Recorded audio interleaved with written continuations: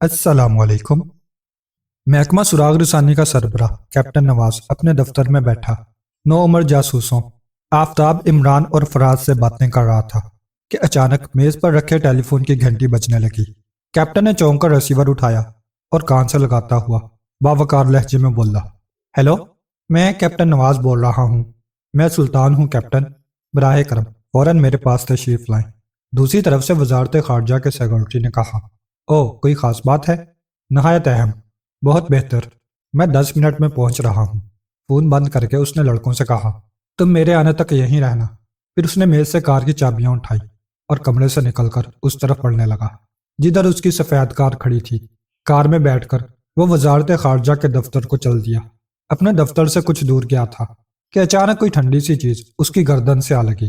اس نے چونک کر عقبی آئینے میں پچھلی سیٹ کا منظر دیکھا جہاں ایک نقاب پوش موجود تھا۔ اس کے ہاتھ میں پکڑے ریوالور کی نالی کیپٹن کی گردن کو چھو رہی تھی۔ کیپٹن نے طویل سانس لے کر بریک لگانا چاہی۔ چلتے رہو کیپٹن نواز، نقاب پوش بولا، ورنہ گردن میں سوراخ کر دوں گا۔ کیپٹن نواز نے دوبارہ رفتار بڑھاتے ہوئے اس کے متعلق سوچا۔ وہ جو کوئی بھی تھا کار میں پہلے سے موجود تھا اور کیپٹن نے بے خیالی میں کار میں بیٹھتے وقت پچھلی سیٹ کی طرف نہیں دیکھا تھا۔ کون ہو تم؟ کیپٹن نے پوچھا۔ فی الحال تم چوک سے بائیں جانب مڑ جاؤ۔ کیوں؟ بس جو میں کہہ رہا ہوں اس پر عمل کرو۔ کیپٹن نے کچھ سوچ کر اس کی بات پر عمل کیا۔ نقاب پوش کا لہجہ غیر ملکی معلوم ہوتا تھا۔ کیپٹن اس کی ہدایت کے مطابق کار مختلف راستوں پر دوڑاتے ہوئے سوچ رہا تھا کہ وہ اسے کیوں اغوا کیے جا رہا تھا۔ جناح گارڈن سے تقریباً 1 فرلانگ کے فاصلے پر سیاہ رنگ کی ویگن کھڑی تھی۔ نقاب پوش نے کیپٹن کو وہاں کار روکنے کا حکم کیا۔ کیپٹن نے ویگن کا نمبر پڑھا اور بائیں ہاتھ میں پکڑے قلم سے قریبی سیٹ پر پڑے کاغذ پر نمبر لکھ دیا اور بریک لگاتے ہوئے اس نے کاغذ اپنے قدموں میں گرا دیا۔ جو ہی کار ویگن کے پیچھے رکی، ویگن سے 3 نقاب پوش اترے اور ان کے ہاتھ میں بھی ریوالور تھے۔ وہ کیپٹن کے دائیں بائیں آ گئے۔ تب کار میں بیٹھے نقاب پوش نے کیپٹن کو باہر نکلنے کا حکم دیا۔ وہ کار کا انجن بند کر کے اتر آیا۔ پھر ان کے اشارے پر وہ ویگن میں سوار ہو گیا۔ 3 نقاب پوش بھی ان کے دائیں بائیں بیٹھ گئے جبکہ چوتھا آدمی اگلی سیٹ پر بیٹھ گیا۔ ویگن سٹارٹ ہو کر حرکت میں آئی اور سڑک پر دوڑنے لگی۔ کیونکہ ویگن کی کھڑکیوں پر سیاہ پردے کھنچے ہوئے تھے اس لیے کیپٹن نواز راستہ دیکھنے سے قاصر تھا۔ تقریباً 20 منٹ بعد ویگن رکی اور کیپٹن کو ریوالور کی زد میں ویگن سے اتارا گیا۔ یہ کسی کوٹھی کا صحن تھا جبکہ بیرونی گیٹ بند ہو چکا تھا۔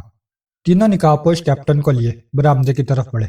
برآمدے سے گزر کر وہ ایک راہداری میں داخل ہوئے جس میں کئی دروازے تھے۔ وہ 5 کمرے کے دروازے پر رکے۔ وہاں ایک نقاب پوش پہلے سے موجود تھا۔ اس نے انہیں دیکھ کر دروازہ کھول دیا۔ وہ تینوں کیپٹن کو لیے کمرے میں داخل ہوئے۔ سامنے کہانی میز کے پیچھے گھومنے والی کرسی پر جو شخصیت موجود تھی اسے دیکھ کر کیپٹن چونک پڑا۔ کرسی پر بیٹھا شخص امریکی محکمہ خفیہ CIA کا بدنام ترین جاسوس مارشل تھا۔ اس کے چہرے پر ایک پرانے زخم کا نشان تھا۔ کیپٹن نے چند ماہ پہلے نیو یارک میں اسے زبردست شکست دی تھی اور اس کے دفتر سے ایسی فائل اڑانے میں کامیاب ہو گیا تھا جس میں CIA کے ان تمام جاسوسوں کے اصل نام اور پتے تھے جو ایشیا میں اپنی سرگرمیاں جاری رکھے ہوئے تھے۔ کیپٹن نے وہ فائل حاصل کرنے کے بعد ایشیا میں موجود ان امریکی جاسوسوں میں اکثر کو گرفتار کروا دیا تھا۔ اس سے امریکی حکومت کی زبردست بدنامی ہوئی تھی۔ مارشل لب اپنے محکمے کا سربراہ تھا۔ ایشیا کی دیکھ بھال اس کے ذمہ تھی۔ چنانچہ حکومت نے اس واقعہ پر اس سے سختی کے ساتھ باز پرس کی۔ مارشل لب نے اس وعدہ پر اپنی جان چھڑائی تھی کہ وہ فساد کی جڑ کیپٹن نواز سے خوفناک انتقام لے گا اور ایشیا کو ایک بار پھر اپنے جاسوسوں کے سپرد کر دے گا۔ اس واقعے کو 4 ماہ گزر چکے تھے اور 4 ماہ بعد دونوں حریف ایک دوسرے کے سامنے تھے۔ کیپٹن نواز کو اس بات پر حیرت تھی کہ مارشل خود اس کے ملک میں کیوں آیا ہے، حالانکہ محکمہ کے سربراہ کی حیثیت سے اس کا اپنے ملک میں موجود رہنا زیادہ ضروری تھا۔ اسے یہ بھی خیال آیا کہ شاید وہ کوئی لمبا ہاتھ مارنے آیا ہے۔ یہ بھی ممکن تھا کہ اپنے اصل مقصد کے حصول کے لیے اس نے کیپٹن کو قابو کرنا ضروری سمجھا تھا کہ وہ اس ملک میں آزادی اور سکون سے کام کر سکے۔ کیپٹن، دفتن مارشل بولا، تم مجھے اپنے ملک میں پا کر یقیناً حیران ہوگے۔ میں حساب کتاب ہمیشہ یاد رکھتا ہوں۔ 4 ماہ قبل تم نے مجھے جو ذک پہنچائی تھی اس کا بدلہ لینے کے لیے مجھے خود ہی یہاں آنا پڑا۔ حالانکہ یہ کام میرے ایجنٹ بھی کر سکتے تھے مگر میں ہر صورت میں کامیابی حاصل کرنا چاہتا تھا اور دیکھ لو میں ناکام نہیں ہوا۔ اب کل کا سورج تم امریکہ کی جیل میں دیکھو گے۔ میں چاہوں تو تمہیں یہاں ہی ہلاک کر ڈالوں مگر میں نے اپنی حکومت سے تمہیں زندہ پکڑ لانے کا وعدہ کیا تھا۔ تینوں نقاب پوش خاموش مگر مستعد کھڑے تھے۔ مارشل لوب نے ان میں سے سفید جیکٹ والے سے کہا، کیپٹن کو فی الحال تہ خانہ میں بند کر دو، ٹھیک 2 گھنٹے بعد روانگی ہوگی۔ یس باس، لارسن نامی نقاب پوش نے کہا۔ بس لے جاؤ اسے، مارشل بولا۔ انہوں نے کیپٹن کے جسم سے ریوالور لگا دیے۔ لارسن کے اشارے پر کیپٹن مڑا اور کمرے سے نکل آیا۔ وہ تینوں اسے لیے راہداری میں آگے بڑھنے لگے۔ 2 آدمی دائیں بائیں تھے جبکہ لارسن پیچھے چل رہا تھا۔ راہداری کے آخری سرے پر ایک دروازہ تھا، وہ وہاں رکے۔ نقاب پوش نے آگے بڑھ کر دروازہ کھولا اور اسی لمحے کیپٹن نواز نے اس کی کمر پر لات رسید کرتے ہوئے دائیں جانب والے کے ریوالور پر ہاتھ مارا اور ریوالور اس کے ہاتھ سے نکل گیا، جبکہ دوسرا آدمی منہ کے بل کمرے میں جا گرا۔ لارسن اس صورتحال سے بوکھلا گیا اور اس نے فوراً ہی کیپٹن پر فائر کر دیا۔ عمران، آفتاب اور فراز کافی دیر سے کیپٹن کا انتظار کر رہے تھے۔ جب 2 بجے تو ان کی پریشانی میں اضافہ ہونے لگا کیونکہ 3 بجے دفتر بند ہونا تھا۔ کیپٹن ابھی تک نہیں لوٹا تھا۔ ان کی اکتاہٹ عروج پر پہنچی تو عمران بولا، کیپٹن صاحب کو فون کر کے پوچھ لینا چاہیے کہ ہم دفتر بند کر کے جائیں یا بیٹھے رہیں۔ ٹھیک ہے، فراز نے کہا۔ عمران نے وزارت خارجہ کے سیکرٹری سلطان کے دفتر کے نمبر ملائے اور ریسیور کان سے نکال لیا۔ میں سلطان بول رہا ہوں۔ جناب، میں کیپٹن نواز سے بات کرنا چاہتا ہوں۔ میرا نام عمران ہے۔ کیپٹن نواز؟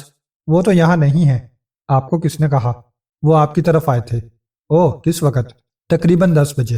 آپ کا فون ملتے ہی آپ کی طرف روانہ ہو گئے تھے۔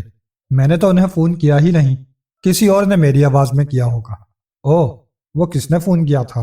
ممکن ہے کسی نے ان سے دھوکہ کیا ہو۔ کافی نامی گرامی مجرم کیپٹن کے دشمن ہیں۔ بہرحال تم لوگ کیپٹن کو تلاش کرو۔ کیا وہ اپنی کار میں روانہ ہوئے تھے؟ جی ہاں، عمران نے کہا۔ خدا ان کی حفاظت کرے، تم کوشش کرو، سلطان بولا۔ خدا حافظ۔ عمران نے خدا حافظ کہہ کر ریسیور رکھ دیا اور اپنے ساتھیوں کی طرف دیکھنے لگا۔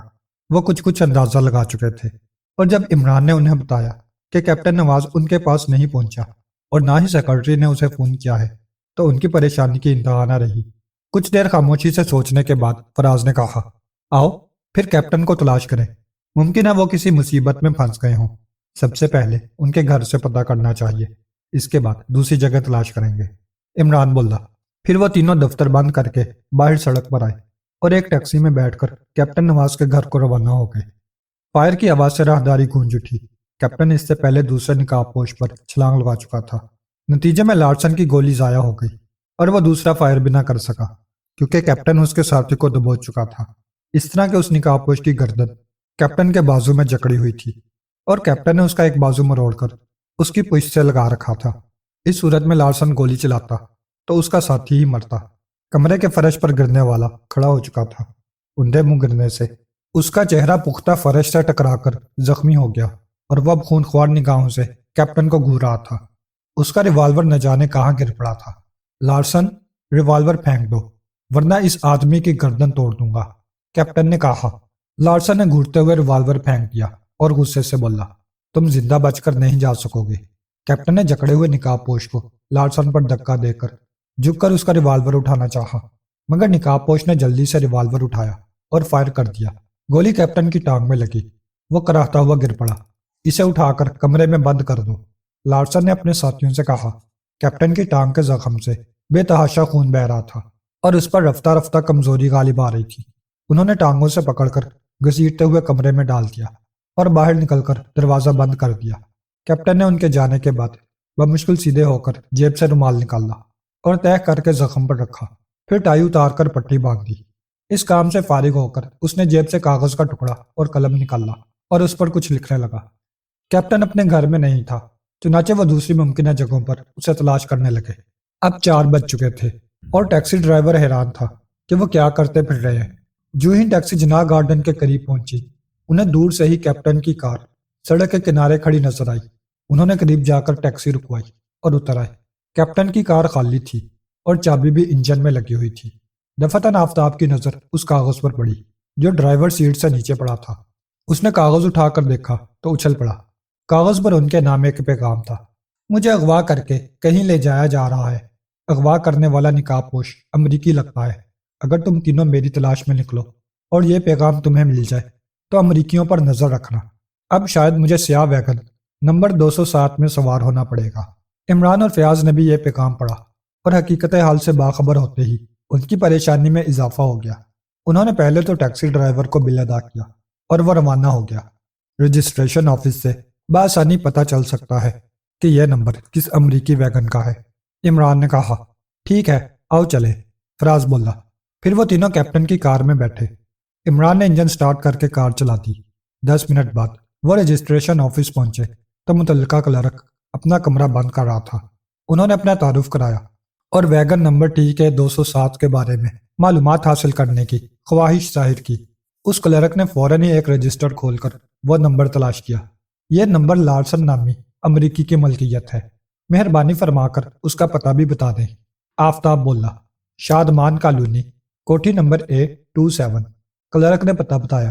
انہوں نے کلرک کا شکریہ ادا کیا اور باہر نکل آئے اور کار میں بیٹھ کر مطلوبہ کوٹھی کی طرف روانہ ہو گئے۔ جلد ہی انہیں مطلوبہ کوٹھی نظر آ گئی۔ عمران نے اس سے دور آگے جا کر کار روکی اور انجن بند کر کے اتر آیا۔ پھر وہ تینوں ٹہلنے کے انداز میں اس کوٹھی کی طرف بڑھنے لگے۔ کوٹھی کا گیٹ کھلا تھا۔ صحن میں کوئی موجود نہ تھا۔ بظاہر وہ عمارت ویران نظر آ رہی تھی، پھر بھی احتیاط کا تقاضا تھا کہ وہ احتیاط سے اندر داخل ہو گئے۔ اندر داخل ہو کر آفتاب نے بلند آواز سے کہا، اندر کوئی ہے؟ جواب میں خاموشی چھائی رہی۔ وہ احتیاط سے آگے بڑھنے لگے۔ تمام کمروں کے دروازے کھلے تھے۔ انہوں نے ایک کمرے میں جھانک کر دیکھا تو اچھل پڑے۔ کمرے میں خون کے دبے نظر آ رہے تھے۔ وہ کمرے کے اندر چلے گئے۔ دفعتاً عمران کی نظر ایک کاغذ پر پڑی جو ایک کونے میں پڑا ہوا تھا۔ عمران نے کاغذ اٹھایا اور پڑھنے لگا۔ وہ کیپٹن کا پیغام تھا۔ اگر تم تینوں یہاں تک پہنچ ہی گئے ہو تو غور سے سنو۔ امریکی CIA کا ایک جاسوس مارشل لب مجھے اغوا کر کے اپنے وطن لے جا رہا ہے۔ میں نہیں جانتا کہ وہ مجھے کس ذریعہ سے لے جائے گا، مگر میں نے اس کی زبانی تابوت کا ذکر سنا ہے۔ شاید وہ مجھے کسی امریکی کی لاش بنا کر ساتھ لے جائے۔ میں نے فرار ہونے کی کوشش کی مگر ٹانگ میں گولی لگنے کے سبب کامیاب نہ ہو سکا۔ اگر تم مجھے امریکہ سے آزاد کرانے کی کوشش کرو تو مکمل تیاری کے ساتھ آنا۔ اس بات کا خیال رکھنا کہ امریکی جاسوس تمہیں گرفتار نہ کر سکیں۔ شاید وہ لوگ مجھے امریکہ کی CIA کی اسپیشل جیل میں قید کریں۔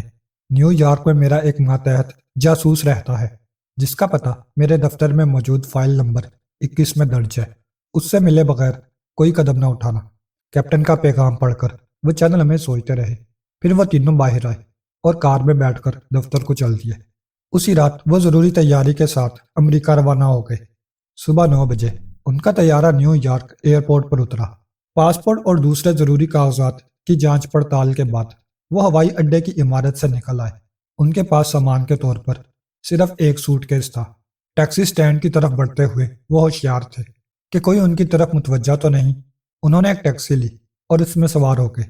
23ویں شاہراہ۔ عمران نے ڈرائیور کو پتہ بتایا اور ڈرائیور نے ٹیکسی آگے بڑھا دی۔ آفتاب ڈرائیور کے ساتھ والی سیٹ پر بیٹھا عقبی آئینے میں پیچھے کا منظر دیکھ رہا تھا۔ 20 منٹ کے سفر کے بعد وہ 23ویں شاہراہ پر پہنچ گئے۔ انہوں نے ٹیکسی رکوائی، کرایہ ادا کیا اور اتر آئے۔ چند قدم پیدل چلنے کے بعد وہ ایک گلی میں داخل ہوئے۔ اس گلی میں 19 نمبر مکان کے دروازے پر رک کر آفتاب نے دستک دی۔ چند لمحوں بعد دروازہ کھلا۔ دروازہ کھولنے والا 30 برس کا جوان آدمی تھا۔ شکل صورت سے وہ ان کا ہم وطن معلوم ہوتا تھا۔ چونکہ وہ تینوں کیپٹن نواز کی ہدایت پر فائل نمبر 21 میں اس کی تصویر دیکھ چکے تھے، اس لیے فوراً پہچان گئے کہ وہی بلیک زیرو ہے۔ اس کا اصل نام عبد الرشید تھا، مگر اس ملک میں وہ بلیک زیرو کے نام سے پہچانا جاتا تھا۔ ڈرگ روڈ پر اس کی دکان تھی جس میں وہ ہوزری کا سامان فروخت کرتا تھا، مگر اصل میں کسی کو معلوم نہ تھا کہ وہ کیپٹن نواز کا ایک ماتحت تھا۔ بلیک زیرو نے انہیں سوالیہ نظروں سے دیکھا۔ آفتاب نے مسکرا کر کہا، آسمان نیلا ہے۔ جواب میں بلیک زیرو نے کہا، چاند بے داغ ہے۔ یہ وہ مخصوص الفاظ تھے جن سے کیپٹن نواز کے ماتحت ایک دوسرے کی پہچان کیا کرتے تھے۔ بلیک زیرو نے ان کے لیے راستہ چھوڑ دیا۔ وہ اندر داخل ہوئے تو اس نے دروازہ بند کر دیا اور انہیں اپنے پیچھے آنے کا اشارہ کرتا ہوا ایک کمرے کی طرف بڑھ گیا۔ وہ بھی کمرے میں اس کے پیچھے آ گئے۔ اندر چند کرسیاں اور ایک میز پڑی تھی۔ اس نے انہیں بیٹھنے کا اشارہ کیا اور خود بھی ایک کرسی پر بیٹھ گیا۔ اگر میں غلطی پر نہیں تو آپ تینوں آفتاب، عمران اور فراز ہیں۔ آپ کا اندازہ درست ہے، مگر میں یہ نہیں جانتا کہ آپ میں سے آفتاب کون ہے اور عمران اور فراز کون ہے، کیونکہ میں نے صرف آپ کا نام ہی سنا ہوا ہے۔ دیکھنے کا اتفاق پہلی بار ہوا ہے۔ پھر ان تینوں نے باری باری تعارف کرایا۔ پھر بلیک زیرو نے پوچھا، کیپٹن صاحب خود کیوں نہیں آئے؟ عمران نے اسے تفصیل کے ساتھ کیپٹن کے اغوا کا واقعہ سنایا اور بلیک زیرو پریشان ہو گیا۔ بلیک زیرو سے 1 گھنٹہ کی بات چیت کے بعد طے ہوا کہ وہ فی الحال کیپٹن کا سراغ لگائے گا کہ مارشل لب نے اسے کہاں اور کس حالت میں رکھا ہوا ہے۔ چنانچہ انہیں وہیں رہنے کی ہدایت کر کے بلیک زیرو چلا گیا۔ اس کی واپسی دوپہر 1 بجے ہوئی۔ جب وہ اندر داخل ہوا تو اس کا چہرہ کامیابی کے جوش سے تمتما رہا تھا۔ میں نے کیپٹن صاحب کا پتہ چلا لیا ہے، اس نے خوشخبری سنائی۔ کیپٹن صاحب اسی شہر میں گیبی پورٹر نامی عمارت میں قید ہے۔ یہ عمارت CIA کے خاص قیدیوں کے لیے مخصوص ہے۔ عمارت کی حفاظت پر مسلح محافظوں کا دستہ متعین ہے۔ عمارت کے گرد خاردار تاروں کی باڑ ہے اور تاروں میں رات کے وقت 11,000 وولٹ کی برقی رو چھوڑ دی جاتی ہے۔ وہ عمارت 20 کمروں پر مشتمل ہے۔ عام لوگوں کو دن کے وقت بھی اس کے قریب جانے کی اجازت نہیں ہے۔ یہ عمارت ہے کہاں؟ شہر کے منزل سمت میں، گولڈن پارک سے چند گز آگے۔ اس عمارت کے گرد 20 گز تک کوئی دوسری عمارت نہیں اور مین روڈ سے ایک ذیلی سڑک اس کے گیٹ تک جاتی ہے۔ پھر کیا پروگرام ہے؟ کیا رات کا انتظار کرنا پڑے گا؟ یقیناً، دن کے وقت تو ادھر کا رخ کرنا بھی حماقت ہے۔ تو کیا رات کے وقت وہاں اندھیرا رہتا ہے؟ نہیں، مگر ارد گرد کا علاقہ تاریک ہوتا ہے۔ عمارت کی مغربی سمت کھیتوں کا سلسلہ ہے جن میں آج کل گندم کی فصل اگی ہوئی ہے۔ اگرچہ فصل 1 فٹ سے زیادہ بلند نہیں، مگر ہمارے مقصد کے لیے کافی ہے۔ قریب ترین کھیت خاردار تاروں سے صرف 4 گز کے فاصلے پر ہے۔ ان 4 گزوں میں 1 فٹ چوڑائی کا نالا ہے جس سے کھیتوں کو سیراب کیا جاتا ہے، بلیک زیرو نے بتایا۔ پھر چند منٹ بعد انہوں نے کھانا کھانے کی خواہش کا اظہار کیا۔ وہ سب اٹھ کر ہوٹل کی طرف چل دیے۔ ہوٹل میں پہنچ کر وہ کھانا کھانے لگے۔ اچانک ہی عمران کی نگاہ اس آدمی کی طرف اٹھ گئی جو ان سے تیسری میز پر بیٹھا انہیں غور سے دیکھ رہا تھا۔ عمران کو اپنی طرف متوجہ دیکھ کر وہ دوسری طرف دیکھنے لگا۔ عمران نے سرگوشیانہ لہجے میں آفتاب اور فراز کو اس کے متعلق بتایا تو وہ بھی چونک پڑے، مگر اسی لمحے وہ آدمی اٹھ کر ہوٹل سے باہر چلا گیا۔ اس آدمی کے چلے جانے کے بعد عمران نے اپنے ساتھیوں سے کہا، دیکھا وہ امریکی کس طرح ہمیں دیکھ رہا تھا؟ تمہارا مطلب ہے کہ وہ کسی خفیہ محکمے کا تھا اور ہمیں مشکوک نگاہوں سے دیکھ رہا تھا؟ فراز نے کہا، شاید، مجھے تو لگتا تھا کہ وہ ہمیں پہچاننے کی کوشش کر رہا تھا۔ عمران نے کہا، آگے اللہ جانے، ہمیں ہوشیار رہنا پڑے گا۔ آفتاب بولا، کہیں کسی مصیبت میں نہ پھنس جائیں۔ پھر انہوں نے خاموشی سے کھانا کھایا اور بل ادا کر کے باہر نکل آئے۔ باہر آ کر انہوں نے ایک ٹیکسی پکڑی اور اس میں بیٹھ کر واپس گھر کی طرف روانہ ہو گئے۔ کسی خدشہ کے تحت عمران نے مڑ کر پیچھے نظر ڈالی تو چونک پڑا۔ ایک سرخ کار ہوٹل کی حدود سے نکل کر ان کے پیچھے چل رہی تھی۔ اس کا ڈرائیور بھی وہی امریکی تھا جسے ہوٹل میں انہوں نے اپنی طرف متوجہ دیکھا تھا۔ وہ ہمارے پیچھے آ رہا ہے، عمران نے آفتاب اور فراز سے کہا۔ انہوں نے بھی مڑ کر دیکھا اور پریشان ہو گئے۔ فراز بولا، وہ یقیناً کوئی جاسوس ہے، مگر وہ اکیلا نہیں، اس کے ساتھ پچھلی سیٹ پر بھی 2 آدمی نظر آ رہے ہیں۔ آفتاب بولا، ممکن ہے انہوں نے ہمیں پہچان لیا ہو، کیونکہ پچھلے کیس کے دوران بھارتی اخبارات میں ہماری تصویریں شائع ہوئی تھیں۔ دوسری طرف سرخ کار کا ڈرائیور کار میں لگے وائرلیس سیٹ پر کسی کو پکار رہا تھا۔ ہیلو مارشل باس۔ یس، مارشل لب بول رہا ہوں۔ کیا تم فورڈ ہو؟ جی ہاں جناب، میرے ساتھ ٹونی اور جیمز بھی ہیں۔ کیا بات ہے؟ ہم اس وقت ایک ٹیکسی میں بیٹھے 3 لڑکوں کا تعاقب کر رہے ہیں، فورڈ نے بتایا۔ دراصل وہ تینوں لڑکے پاکستانی ہیں اور میری معلومات کے مطابق کیپٹن نواز کے شاگرد ہیں۔ وہ یقیناً اپنے چیف کیپٹن نواز کی رہائی کے لیے آئے ہوں گے۔ مارشل بولا، تم انہیں گرفتار کر کے میرے پاس لے آؤ۔ بہتر جناب۔ دوسری طرف سے رابطہ منقطع ہونے پر اس نے بھی بند کر دیا اور رفتار میں اضافہ کرتا چلا گیا۔ سرخ کار کی رفتار بڑھتے دیکھ کر آفتاب نے جیب سے ریوالور نکال کر ڈرائیور کی گردن سے لگا دیا۔ ڈرائیور نے چونک کر عقبی آئینے میں پیچھے دیکھا اور ریوالور دیکھ کر بوکھلا گیا۔ ڈرو مت، آفتاب بولا، سرخ کار ہمارا تعاقب کر رہی ہے، اس سے ہمارا پیچھا چھڑاؤ۔ شاید سرخ کار والے آگے آ کر ہمارا راستہ روکنا چاہتے ہیں۔ ڈرائیور اس کا مطلب سمجھ چکا تھا۔ اس نے یکدم رفتار میں اضافہ کر دیا۔ کشادہ سڑک پر ٹریفک زیادہ نہ تھی، اس لیے وہ رفتار بڑھاتا چلا گیا۔ چند لمحوں میں سرخ کار کافی پیچھے رہ گئی، مگر پھر وہ لمحہ بلمحہ قریب آنے لگی۔ دونوں گاڑیاں آگے پیچھے بھاگتی ہوئیں گنجان آباد علاقے سے نکل آئیں۔ ٹیکسی ڈرائیور نے ابھی تک سرخ کار کو قریب نہ آنے دیا تھا۔ آفتاب، عمران اور فراز نے ریوالور نکال لیے۔ ہر خطرے سے نپٹنے کے لیے پوری طرح تیار بیٹھے تھے۔ ان کی پنڈلیوں سے راکٹ پسٹل بندھے ہوئے تھے۔ ان پستولوں سے تباہ کن راکٹ نکلتے تھے جو ایک سگریٹ کی شکل کے تھے، مگر تباہی پھیلانے میں دستی بم سے کم نہ تھے۔ دفتن سرخ کار سے ان کی ٹیکسی پر فائر ہونے لگے۔ تعاقب کرنے والے ٹیکسی کے پہیوں کو نشانہ بنا رہے تھے، مگر چونکہ دونوں گاڑیاں تیز رفتاری پر دوڑ رہی تھیں اس لیے نشانہ صحیح نہ لگ رہا تھا۔ میرا خیال ہے فائر کا جواب دیا جائے، عمران بولا۔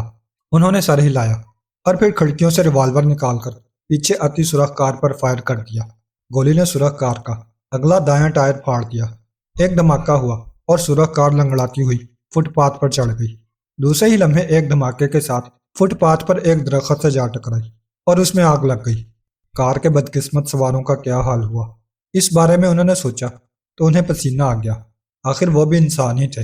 اس کے بعد انہوں نے اطمینان کا سانس لیا اور دوبارہ اپنے سفر پر روانہ ہو گئے اور گاڑی تیزی سے سڑک پر دوڑنے لگی۔ مارشل لب نے اپنے میز پر رکھے وائرلیس سیٹ سے سیٹی کی آواز بلند ہوتے ہی اس کا ایک بٹن دبا دیا۔ فوراً ہی سیٹی کی آواز بند ہو گئی اور ایک انسانی آواز سنائی دینے لگی۔ ہیلو باس، میں فورڈ بول رہا ہوں۔ یس فورڈ، سناؤ کیا رہا؟ لڑکوں کو گرفتار کر لیا سر، میں شدید زخمی حالت میں ہوں۔ فورڈ بولا۔ او کیا ہوا، تفصیل بتاؤ۔ مارشل بولا۔ فورڈ کہنے لگا، جناب ہم نے ان لڑکوں کی ٹیکسی کو پکڑنا چاہا مگر وہ فرار کی کوشش کرنے لگے۔ پھر ہم نے فائر کر کے ان کی ٹیکسی کا ٹائر پھاڑنا چاہا مگر انہوں نے بھی فائرنگ شروع کر دی۔ نتیجے میں ہماری کار کا اگلا ٹائر پھٹ گیا اور ہماری کار فٹ پاتھ پر چڑھ گئی اور ایک درخت سے ٹکرا گئی۔ چونکہ جس وقت ٹائر پھٹا کار آخری رفتار پر دوڑ رہی تھی، اس لیے میں کنٹرول کرنے کی کوشش میں ناکام ہو کر اس وقت باہر چھلانگ لگا دی جب وہ فٹ پاتھ پر چڑھی تھی۔ اس طرح میں تو بچ گیا مگر ٹونی اور جیمز ہلاک ہو گئے۔ کیا وہ ٹیکسی نکل گئی؟ جی ہاں، فورڈ بولا۔ تم واپس آ جاؤ، مارشل نے کہا اور وائرلیس بند کر دیا۔ آدھے گھنٹے بعد فورڈ لنگڑاتا ہوا اس کے کمرے میں داخل ہوا۔ اس نے مارشل کو سلام کیا۔ اس نے اس کا جائزہ لیتے ہوئے اسے بیٹھنے کا اشارہ کیا۔ فورڈ کے کپڑے خون آلود ہو رہے تھے۔ وہ ایک کرسی پر بیٹھ گیا اور مارشل کی ہدایت پر ذرا تفصیل کے ساتھ اپنی داستان دہرانے لگا۔ سب کچھ سننے کے بعد مارشل لب نے قریبی الماری سے ایک فائل نکال لی۔ اس فائل میں کیپٹن نواز اور اس کے ماتحتوں کے نام اور فوٹو تھے۔ انہی میں عمران، آفتاب اور فراز کے فوٹو بھی تھے مگر وہ کسی اخبار سے کٹے ہوئے تھے۔ چند لمحے ان کے فوٹو دیکھنے کے بعد اس نے فائل واپس رکھ دی۔ پھر فورڈ کو ضروری ہدایات دینے لگا۔ ٹیکسی انہوں نے ایک گلی میں رکوائی اور اتر آئے، کرایہ ادا کیا اور اسی گلی میں پیدل آگے بڑھنے لگے۔ 3-4 گلیاں طے کر کے وہ 23ویں شاہراہ سے قریبی سڑک پر جا نکلے۔ وہ سڑک مین روڈ سے صرف 1 فرلانگ کے فاصلہ پر تھی اور درمیان میں ایک محلہ تھا۔ وہ تینوں بلیک زیرو کے مکان والی گلی میں داخل ہوتے وقت کافی محتاط تھے۔ مکان کا دروازہ اندر سے بند تھا، جس کا مطلب تھا بلیک زیرو دکان سے واپس آ چکا تھا۔ دستک دینے پر بلیک زیرو نے ہی دروازہ کھولا۔ انہیں دیکھتے ہی اس کے چہرے پر حیرت کے تاثرات ابھر آئے۔ پھر وہ ان کے ساتھ کمرے تک آئے۔ تم نے اتنی دیر کیوں لگا دی؟ بلیک زیرو نے ان کے بیٹھتے ہی پوچھا۔ اس کے جواب میں عمران نے تفصیل سے سارا واقعہ سنا دیا۔ بلیک زیرو بہت حیران ہوا۔ خدا کا شکر ہے تم صحیح سلامت واپس آ گئے، بلیک زیرو نے کہا۔ اچھا اب تم آرام کرو کیونکہ رات کو تم نے دوسری مہم پر جانا ہے۔ اور وہ سب آرام کرنے لگے۔ تقریباً 4 گھنٹے آرام کرنے کے بعد وہ رات کی مہم پر جانے کی تیاری کرنے لگے۔ بلیک زیرو انہیں ضروری باتیں سمجھاتا رہا۔ رات کے 12 بجے تھے مگر نیو یارک میں اب بھی دن کا سا سما تھا۔ ہر طرف روشنی ہی روشنی تھی، البتہ سڑکوں پر ٹریفک بہت کم تھی۔ سردی کی وجہ سے لوگ گرم کمروں میں دبکے پڑے تھے مگر کچھ آوارہ گرد امریکی اب بھی رات گئے تک کھلی رہنے والی دکانوں اور کعوہ خانوں پر موجود تھے۔ دن کی روشنی میں پیش آنے والے خونی واقعہ کی وجہ سے پولیس ہر چوکی پر متعین تھی اور آنے جانے والوں کی کڑی جانچ پڑتال کی جا رہی تھی۔ سڑکوں پر گشتی پولیس کی کاریں بھی چکراتی پھر رہی تھیں۔ سیاہ رنگ کی ویگن شہر کی مغربی سمت اڑی چلی جا رہی تھی۔ ادھیڑ عمر ڈرائیور کے علاوہ ویگن کے پچھلے حصے میں 2 بوڑھے امریکی موجود تھے اور ان کے درمیان ویگن کے فرش پر موٹا گدا بچھا ہوا تھا جس پر ایک 9 عمر امریکی لڑکا لیٹا ہوا تھا۔ ویگن چوک پر پہنچی تو وہاں ایک کانسٹیبل نے اسے رکنے کا اشارہ کیا۔ ویگن آہستہ ہوتی ہوئی اس کانسٹیبل کے قریب جا رکی۔ اسی لمحے فٹ پاتھ کی دوسری جانب کھڑے ہوئے 2 سپاہی اور ایک انسپکٹر کار کے قریب آ گئے۔ انسپکٹر کے پاس ایک چھوٹا سا وائرلیس تھا جبکہ سپاہی مسلح تھے۔ انسپکٹر کے اشارے پر ڈرائیور نیچے اتر آیا कौन हो तुम और कहाँ जा रहे हो? इंस्पेक्टर ने पूछा। जनाब, मैं इस वैगन का ड्राइवर हूँ। ड्राइवर बोला। चचा होम्स का लड़का शदीद बीमार है और मैं उसे छोड़ने वाशिंगटन जा रहा हूँ। इतने में एक सिपाही ने वैगन का पिछला दरवाजा खोल दिया। इंस्पेक्टर ने अंदर का जायजा लिया। उसने फर्श पर पड़े बीमार सूरत लड़के को देखा, फिर दाएं बाएं बैठे बूढ़ों को गौर से देखने लगा। यह चचा होम्स है। ड्राइवर ने दाएं तरफ वाले बूढ़े की तरफ इशारा किया। और ये मेरे बड़े भाई हैगली पोल्ट्री फार्म में काम करते हैं। आपने इस पोल्ट्री फार्म के अंडे तो खाए ही होंगे, शायद एक आध मुर्गी भी खाई होगी, बहुत लजीज। बकवास बंद करो अहमक आदमी, इंस्पेक्टर गुस्सीले लहजे में बोला, जबकि सिपाही मुस्कुरा रहे थे। ड्राइवर ने तेजी से मुंह फेर लिया। इंस्पेक्टर ने कहा, बस जाओ, शुक्रिया। और वैगन जब उस चौक से काफी दूर निकल आई तो ड्राइवर ने दरमियानी खाना खोल दिया। पीछे बैठे एक बूढ़े ने बुलंद आवाज से कहा, आपने उन्हें खूब बेवकूफ बनाया। ड्राइवर हंसने लगा। वो ब्लैक जीरो था, जबकि दोनों बूढ़े आफताब और इमरान थे और बीमार अमरीकी लड़के का रूप धारने वाला फराज था। ब्लैक जीरो ने ही उनका मेकअप करके शक्लें तब्दील की थी और इसके बगैर चारा भी नहीं था। अगले 2 चौकों पर भी ब्लैक जीरो ने पुलिस को इसी तरह मुतमईन किया और फिर वो उस सड़क पर पहुंच गए जिस पर गोल्डन पार्क था और उससे आगे CIA का कैद खाना गैबी पोर्टर। इस सड़क पर रोशनी का कोई इंतजाम न था, अलबत्ता पार्क के गेट पर एक बरकी कमकमा रोशन था। पार्क तकरीबन 1 फरलांग लंबा था और उससे आगे गैबी पोर्टर, मगर उन दोनों के दरमियान भी तकरीबन 20 गज का एक वेरान प्लाट था। सड़क से गैबी पोर्टर की खारदार तारों और गेट का फासला भी इतना ही था। गेट के करीब ही मुहाफिजों की कोठरी थी। जब वो गेट के सामने से गुजरे तो गेट पर सिर्फ 2 फौजी मुहाफिज खड़े थे। वो स्टेन गन्नों से लेस थे। शायद बाकी मुहाफिज सर्दी के बाइस करीबी कोठरी में आग ताप रहे थे। ब्लैक जीरो ने आगे जाकर वैगन दरख्तों के साए में रोक दी। इंजन बंद करके वो उतर आया, फिर पिछला दरवाजा खोला और इन तीनों को बाहर आने का इशारा किया। उन्होंने फर्श पर बिछे गद्दे के नीचे से स्टेन गन्नें निकाली और नीचे उतर आए। एक स्टेन गन ब्लैक जीरो के हवाले कर दी। असलहा और वैगन का इंतजाम उसी ने किया था। उसने एक सीट के नीचे से रबड़ के दस्ताने और प्लास निकाला और उन्हें अपने पीछे आने का इशारा करता हुआ सड़क से उतरकर खेतों में घुस गया। तकरीबन 30-40 गज का फासला तय करने के बाद वो गैबी पोर्टर इमारत की तरफ मुड़ गए। अब एहतियात की जरूरत थी और वह 1 फुट ऊंची फसल के दरमियान घुटनों के बल चल रहे थे। 1 फरलांग का फासला उन्होंने 15 मिनट में तय किया और इमारत के अकब में पहुंच गए। इस तरफ खारदार तारों और इमारत के दरमियान 2 मुहाफिज ओवरकोट पहने और गंदों से स्टेन गन्ने लटकाए टहल रहे थे और सिगरेट पी रहे थे।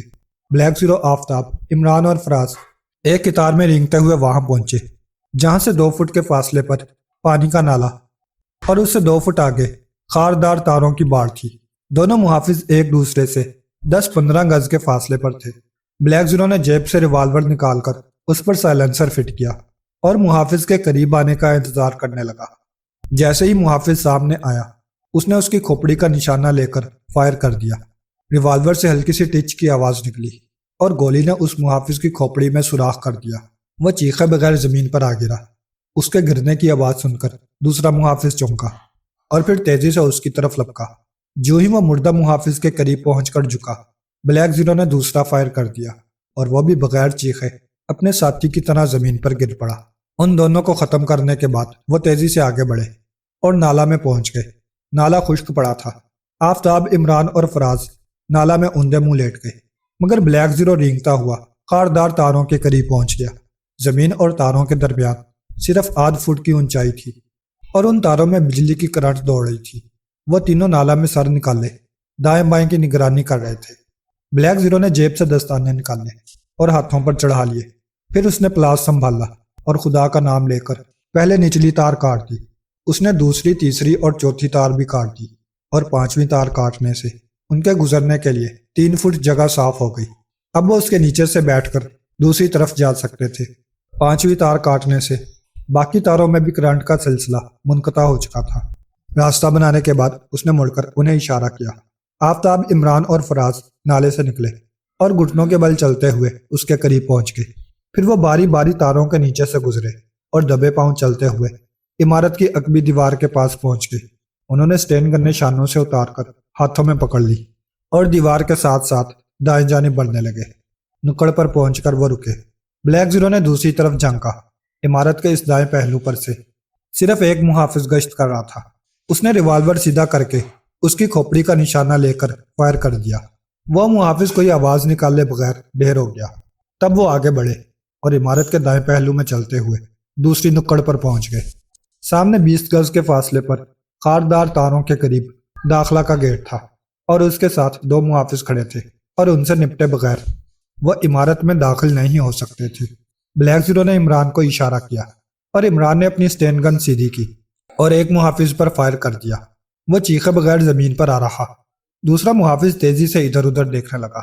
इससे पहले कि वो मुहाफिज कुछ समझता, ब्लैक जीरो ने उसकी खोपड़ी का निशाना लिया और फायर कर दिया। वो भी चीखे बगैर ढेर हो गया। उनसे निपटने के बाद वो अंदर दाखिल हुए और तेजी से दाएं जानिब की राहदारी में पहुंचे। राहदारी में आमने सामने कमरे थे। वहां हर कमरे में 1-2 कैदी मौजूद थे, मगर उन्हें कैप्टन नवाज नजर न आया। वो वापस मुड़े और उसी लम्हे बाएं जानिब की राहदारी के एक कमरे से उन पर फायरिंग होने लगी। वो जल्दी से औंधे मुंह गिर पड़े, मगर ब्लैक जीरो के बाजू में एक गोली लग ही गई। उसने स्टेन गन का रुख सामने करके अंधाधुंध फायरिंग शुरू कर दी। उस तरफ से एक चीख बुलंद हुई और फायरिंग बंद हो गई। वो उठे और आगे बढ़ने लगे।